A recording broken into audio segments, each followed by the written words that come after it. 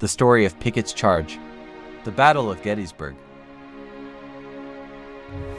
General George Pickett's division arrived at the Battle of Gettysburg on the evening of the second day, July 2nd, 1863.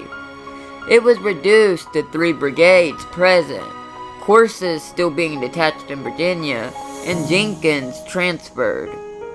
It had been delayed by the assignment of guarding the Confederate lines of communication through Chambersburg, Pennsylvania.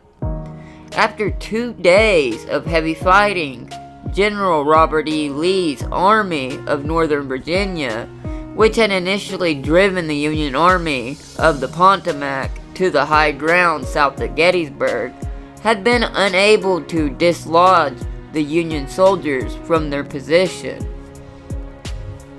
Lee's plan for July 3rd called for a massive assault on the center of the Union lines on the Cemetery Ridge, based on the assumption that Meade had concentrated his forces to protect his flanks while leaving his center weak. Lee directed General Longstreet to assemble a force of 3 divisions for the attack. 2 divisions from the corps of Lieutenant General A.P. Hill, under the temporary command of J. Johnston Pettigrew, and Major General Isaac R. Trimble, which had both seen action on July 1st, and, of course, Pickett's fresh division from Longstreet's own corps. The center was occupied by the Union II Corps, commanded by Major General Winfield Scott Hancock. Longstreet was technically in command, not Pickett. Nevertheless, the attack became known as Pickett's Charge.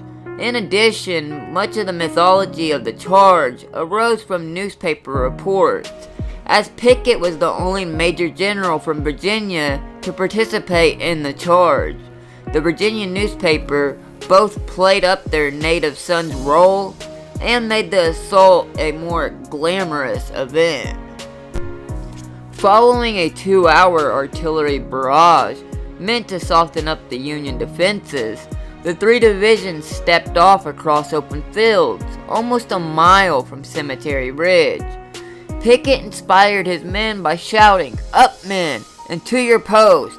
Let no man forget today that you are from Old Virginia." Pickett's division, with the brigades of brigadier generals Armistead, Garnett, and Kemper, was on his right flank of the assault. Stay tuned for part 2. If it's more interesting, you can find it here.